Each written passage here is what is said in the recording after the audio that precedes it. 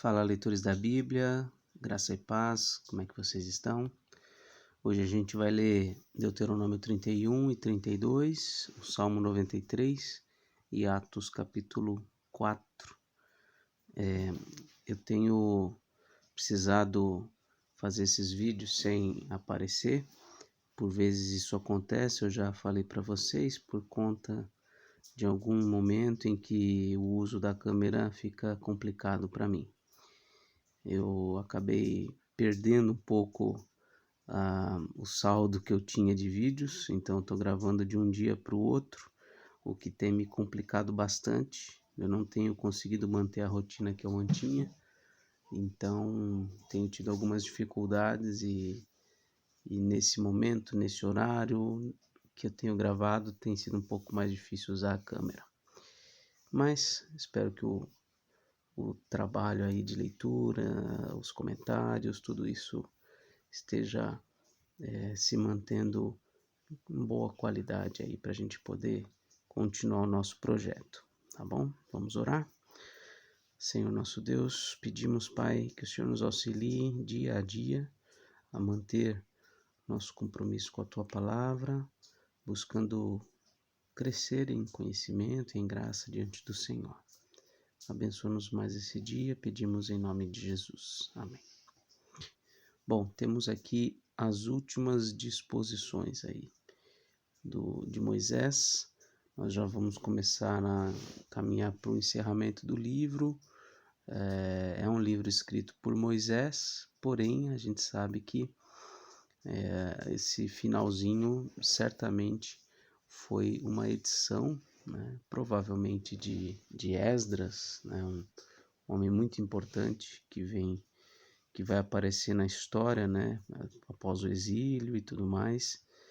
E então, só para a gente não estranhar, né, como que Moisés, que foi o escritor do livro, escreveu algo a respeito da sua própria morte, depois da sua morte, enfim, isso é natural, né? A doutrina da inspiração contempla, né, essas possibilidades, até porque a Bíblia é um livro divino, mas é um livro humano também. Deus usou recursos humanos para escrita, edição em alguns contextos, né? Compilação de conteúdo e a própria preservação do texto ao longo de tantos anos, né? Bom, vamos à leitura. Moisés foi e falou essas palavras a todo Israel. Ele disse: Hoje estou com 120 anos de idade. Já não tenho forças para fazer o meu trabalho e o Senhor me disse: Você não passará o Jordão. O Senhor, o Deus de vocês, passará diante de vocês. Ele destruirá as nações que estão diante de vocês e vocês tomarão posse delas. Josué passará adiante de vocês, como o Senhor falou.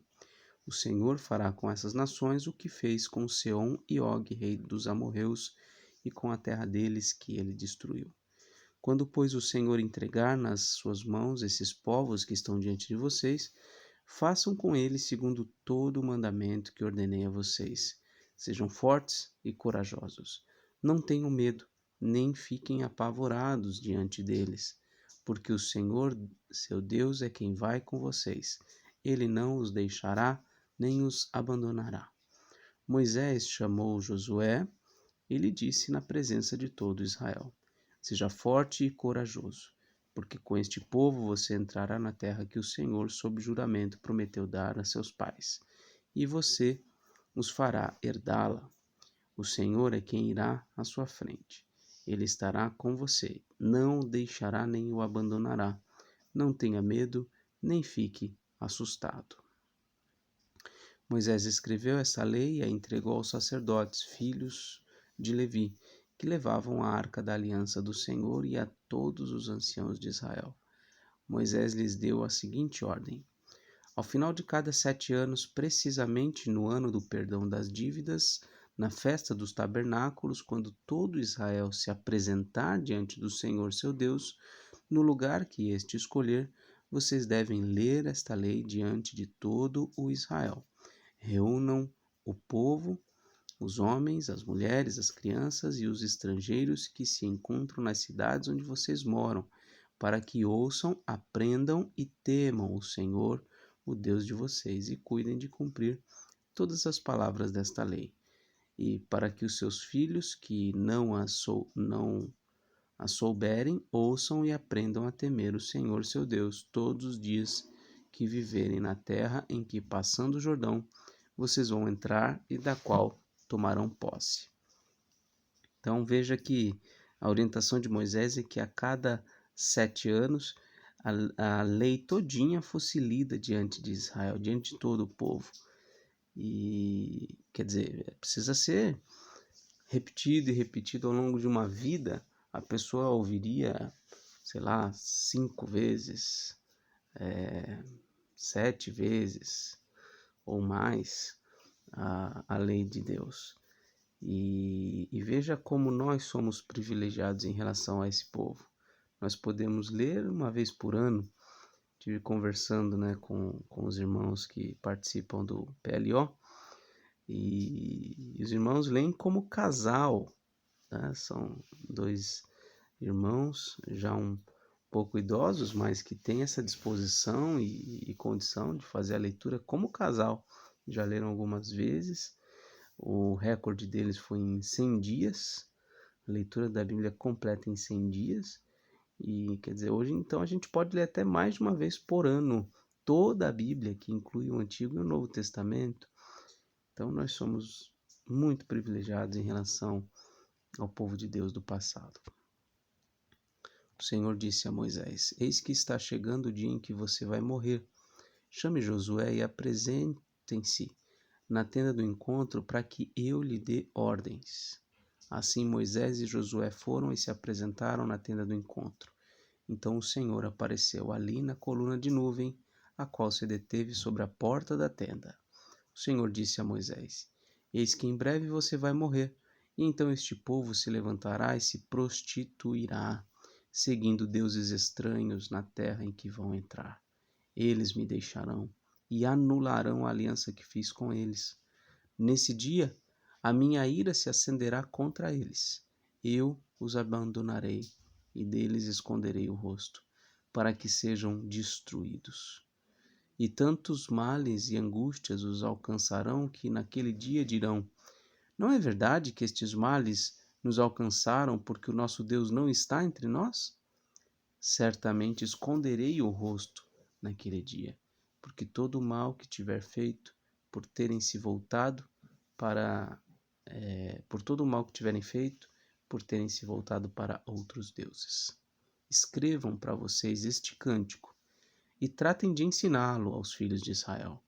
Ponham este cântico na boca de cada um deles, para que me seja por testemunha contra os filhos de Israel, quando eu tiver introduzido meu povo na terra que emana leite e mel, a qual sob juramento prometi aos pais deles, e eles tiverem comido, se fartado e engordado. Então eles se voltarão para outros deuses, os servirão e me desprezarão, anulando a minha aliança. E quando muitos males e angústias os tiverem alcançado, este cântico será a minha testemunha contra eles, pois os descendentes deles sempre o trarão na boca, porque conheço os desígnios que hoje estão formulando, antes que os leve para a terra que sob juramento prometi. Assim, naquele mesmo dia, Moisés escreveu este cântico e o ensinou aos filhos de Israel. O Senhor deu esta ordem a Josué, filho de Num: Seja forte e corajoso, porque você levará os filhos de Israel para a terra que sob juramento lhes prometi, e eu estarei com você. A gente vê algumas coisas nessa cena, né? Primeiramente, Deus chamando Moisés e Josué para se apresentarem juntos. Agora nesse versículo 23, uma fala diretamente a Josué, quer dizer, uma transferência de liderança realmente. Mas outra coisa que a gente pode perceber aqui é que Deus dá a Moisés um cântico para que ele ensine o povo, e esse cântico serviria de testemunha contra o próprio povo. Por quê? Porque Deus sabia que eles iriam abandonar ao Senhor, iriam se prostituir com outros deuses. Tendo Moisés acabado de escrever integralmente as palavras desta lei num livro, deu ordem aos levitas que levaram a arca da aliança, dizendo: peguem este livro da lei e coloquem-no ao lado da arca da aliança do Senhor seu Deus, para que fique ali como testemunha contra vocês, porque conheço a rebeldia e teimosia de vocês. Porque se hoje, durante a minha vida, enquanto ainda estou aqui, vocês já são rebeldes contra o Senhor, o que vai acontecer depois da minha morte? Reúnam diante de mim todos os anciãos das tribos e os oficiais, para que eu fale aos seus ouvidos estas palavras e tome o céu e a terra por testemunha contra eles. Porque sei que depois da minha morte, vocês certamente se deixarão corromper e se desviarão do caminho que lhes tenho ordenado.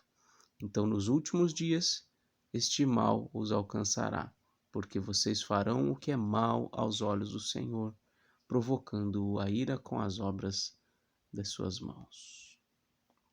Então Moisés pronunciou integralmente as palavras deste cântico aos ouvidos de toda a congregação de Israel. Inclinem os ouvidos aos céus e falarei, e ouça a terra as palavras da minha boca. Goteja a minha doutrina como a chuva, destile a minha palavra como orvalho, como chuvisco sobre a relva e como gotas de água sobre a erva. Porque proclamarei o nome do Senhor, louvem a grandeza do nosso Deus. Eis a rocha, suas obras são perfeitas, porque todos os seus caminhos são juízo. Deus é fidelidade, e nele não há injustiça. É justo e reto. Procederam corruptamente contra ele, já não são seus filhos, e sim suas manchas. É geração perversa e deformada. É assim que vocês retribuem ao Senhor, povo tolo e insensato. Não é ele o pai de vocês que os adquiriu, que os fez e estabeleceu? Lembrem-se dos dias da antiguidade, atentem para os anos de sucessivas gerações, perguntem aos seus pais, e eles informarão, aos seus anciãos, e eles lhes dirão. Quando o Altíssimo distribuía a herança às nações, quando separava os filhos dos homens uns dos outros, fixou as fronteiras dos povos, segundo o número dos filhos de Israel. Porque a porção do Senhor é o seu povo. Jacó é a parte da sua herança. Ele o encontrou numa terra deserta e num ermo solitário povoado de uivos. Rodeou-o e cuidou dele, guardou-o como a menina dos olhos. Como a águia desperta a sua ninhada e voeja sobre os seus filhotes, estende as asas e, tomando-os, os leva sobre elas. Assim, só o Senhor guiou o seu povo, e não havia com ele Deus estranho. Ele o fez cavalgar sobre os altos da terra, comer o produto do campo, chupar mel da rocha e azeite da pedra dura. Alimentou-o com coalhada de vacas e leite de ovelhas, com a gordura dos cordeiros, dos carneiros que pastam em Bazã e dos bodes, com o melhor trigo.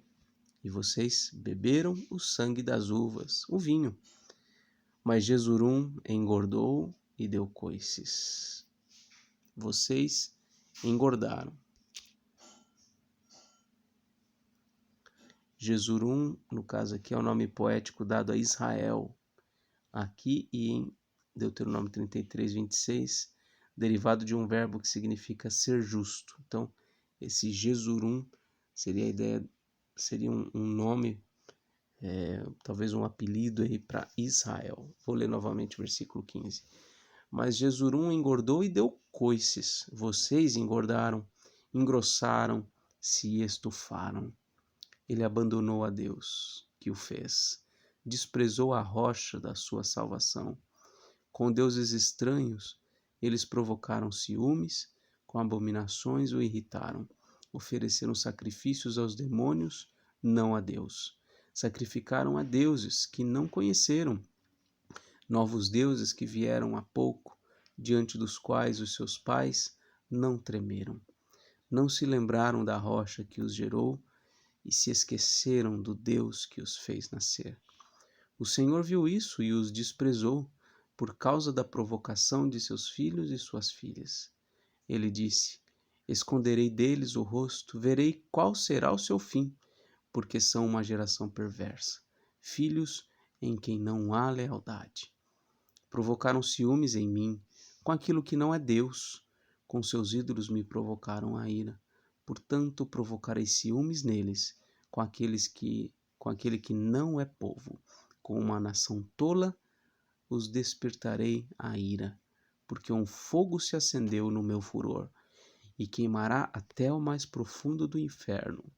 Consumirá a terra e as suas colheitas, e incendiará os fundamentos dos montes.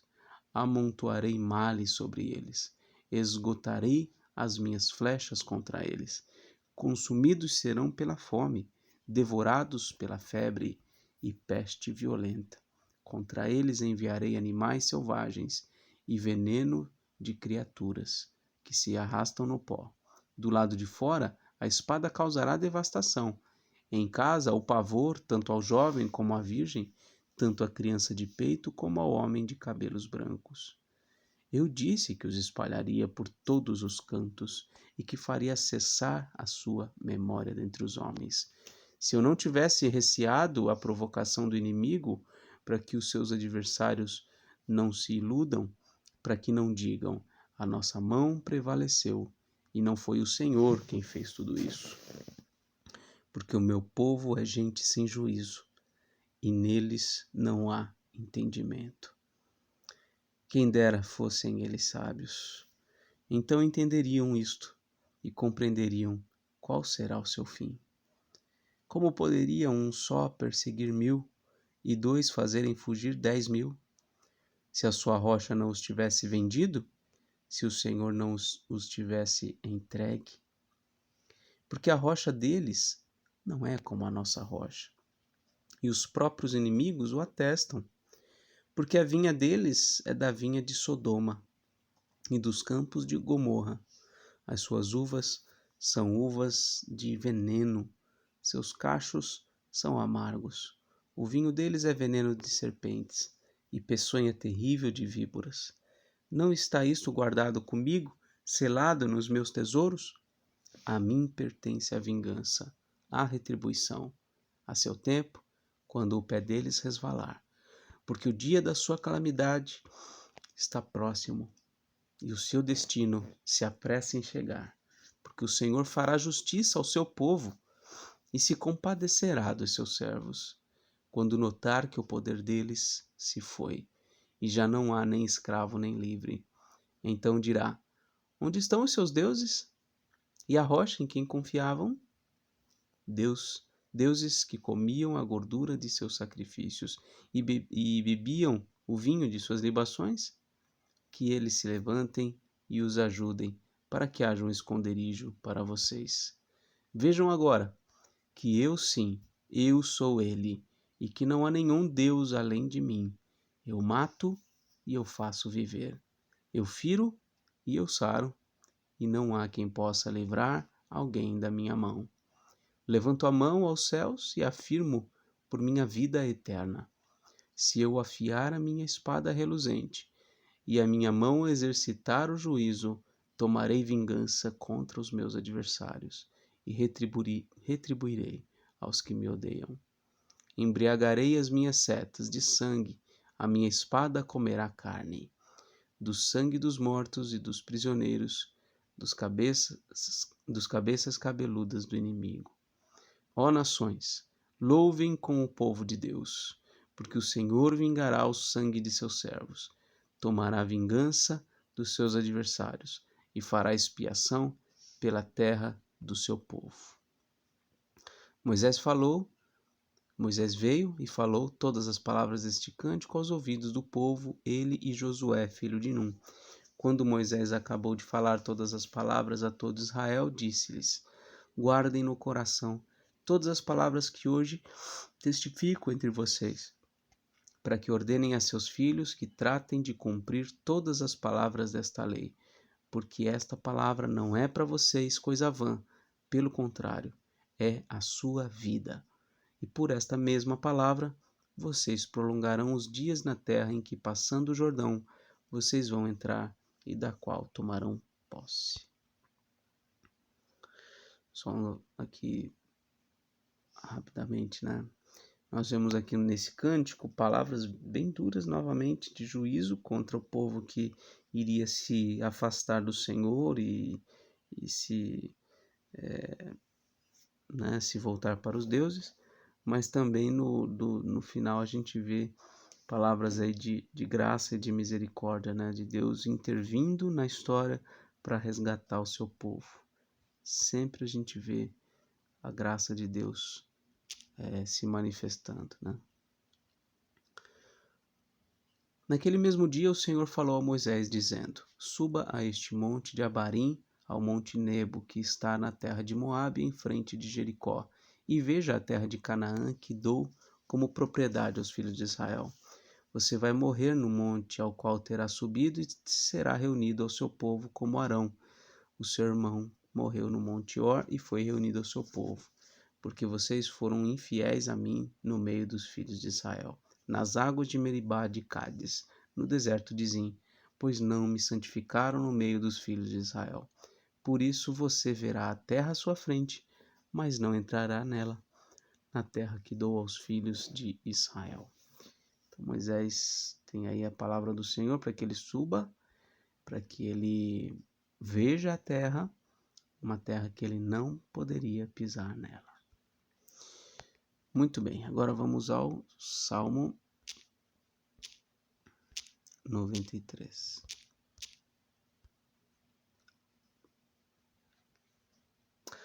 Reina o Senhor. Ele se revestiu de majestade. O Senhor se revestiu de poder e se cingiu. Firmou o mundo que não vacila. O seu trono está firme desde a antiguidade. Tu és desde a eternidade. Levantam os rios, ó Senhor. Levantam os rios o seu bramido. Levantam os rios o seu fragor. Mas o Senhor nas alturas é mais poderoso do que o bramido das grandes águas, do que as poderosas ondas do mar. Os teus testemunhos são fidelíssimos. À tua casa convém a santidade, Senhor, para todo o sempre. Salmo bem rapidinho sobre o reinado do Senhor e o seu poder e sua majestade sobre tudo. As águas na Bíblia sempre trazem a ideia de perturbação, de caos, de guerras, de conflitos, de problemas em geral. E aí aqui o versículo 3 e 4, né, fala dos grandes rios aí, do barulho, né, da força das águas, mas o Senhor nas alturas é mais poderoso do que as grandes águas, do que todo o poder do mar, do que todo o caos. O Senhor é mais poderoso do que tudo. E agora Atos, capítulo 4. Enquanto Pedro e João ainda falavam ao povo, chegaram os sacerdotes, o capitão do templo e os saduceus, ressentidos porque os apóstolos estavam ensinando o povo e anunciando em Jesus a ressurreição dentre os mortos. Prenderam Pedro e João e os recolheram ao cárcere até o dia seguinte, pois já era tarde. Porém, muitos dos que ouviram a palavra creram, subindo o número desses homens a quase 5.000. No dia seguinte, as autoridades, os anciãos e os escribas se reuniram em Jerusalém com o sumo sacerdote Anás, com Caifás, João, Alexandre e todos os que eram da linhagem do sumo sacerdote. E colocando os apóstolos diante deles, perguntaram: Com que poder ou em nome de quem vocês fizeram isso?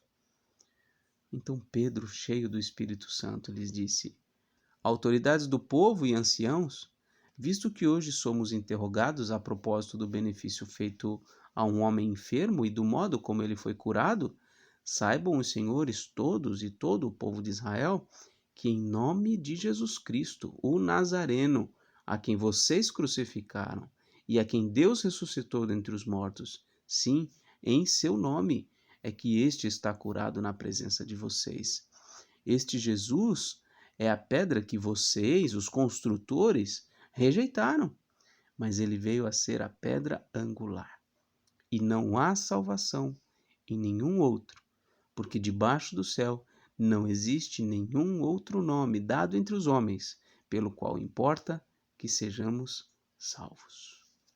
Ao verem a ousadia de Pedro e João, sabendo que eram homens iletrados e incultos, ficaram admirados e reconheceram que eles haviam estado com Jesus. Vendo que o homem que havia sido curado estava com eles, nada tinham a dizer em contrário. E mandando-os sair do sinédrio, discutiam entre si, dizendo: Que faremos com estes homens? Pois todos os moradores de Jerusalém sabem que um sinal notório foi feito por eles, e não o podemos negar. Mas para que não haja maior divulgação entre o povo, vamos ameaçá-los, para não falarem mais neste nome a quem quer que seja. Chamando-os, ordenaram-lhes que de modo nenhum falassem nem ensinassem no nome de Jesus. Mas Pedro e João responderam: Os senhores mesmos julguem, se é justo diante de Deus ouvirmos antes aos senhores do que a Deus. Pois nós não podemos deixar de falar das coisas que vimos e ouvimos. Depois, ameaçando-os mais ainda, os soltaram, não tendo achado como os castigar, por causa do povo, porque todos glorificavam a Deus pelo que tinha acontecido. Ora, o homem em quem tinha sido operado esse milagre de cura tinha mais de 40 anos de idade. Uma vez soltos, Pedro e João procuraram os irmãos e lhes contaram tudo o que os principais sacerdotes e os anciãos lhe tinham falado. Ouvindo isto, unânimes, levantaram a voz a Deus e disseram: Tu, soberano Senhor, fizeste o céu e a terra, o mar e tudo o que neles há. Disseste por meio do Espírito Santo, por boca de Davi, nosso pai, teu servo. Porque se enfureceram os gentios e os povos imaginaram coisas vãs? Os reis da terra se levantaram e as autoridades se juntaram contra o Senhor e contra o seu ungido. Então, na oração deles, eles citam essa passagem do Salmo 2.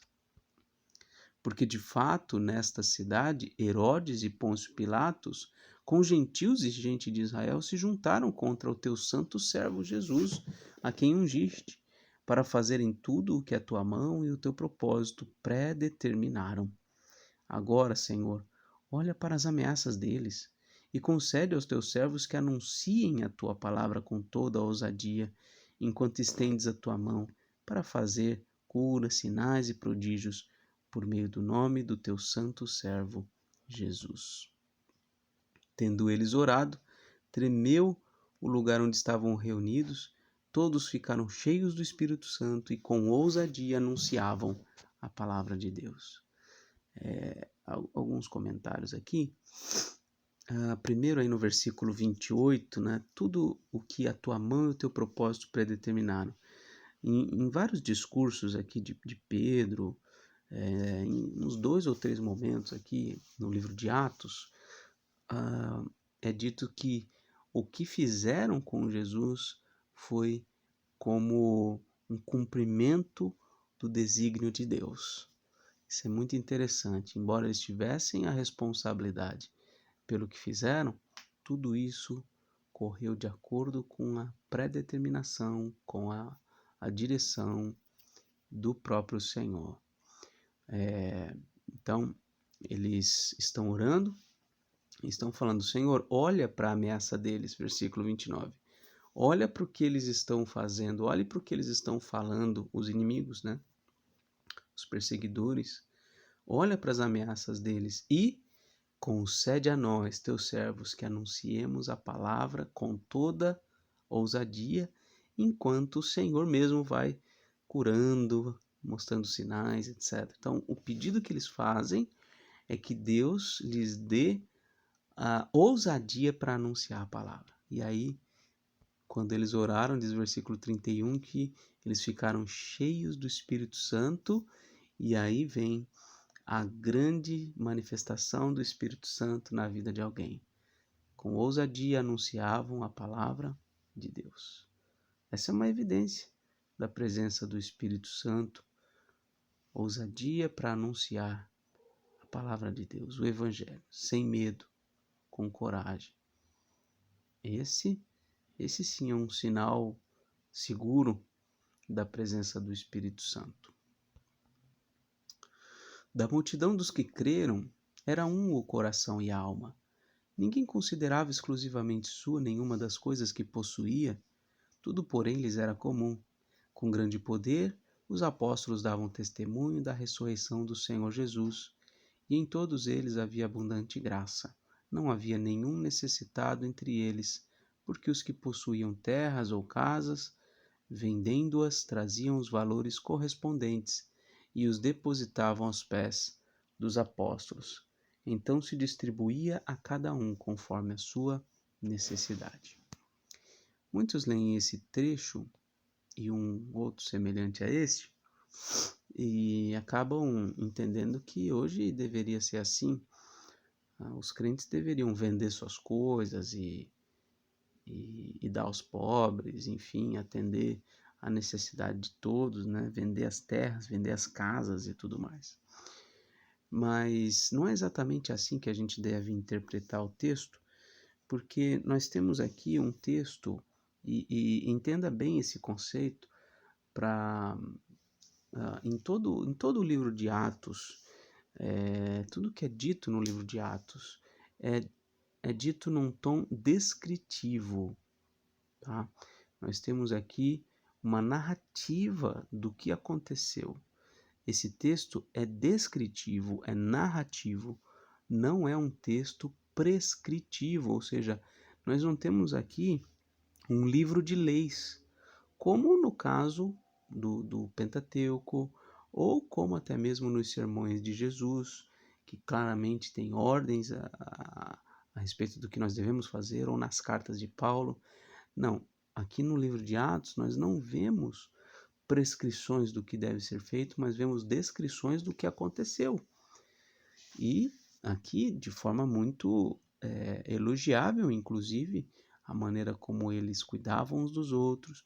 Então, os princípios que estão por detrás dessas atitudes, sem dúvida, são muito importantes e devem ser defendidos e vividos, né, ainda hoje, mas o modo como eles lidavam aqui com os bens e distribuía e tudo mais, se todos nós fizéssemos isso hoje, isso seria impraticável, seria muito complicado para a gente dar a assistência adequada. Imagina se todos dessem tudo que tem, não teria, né, dificilmente a gente conseguiria dar continuidade à assistência das pessoas, né?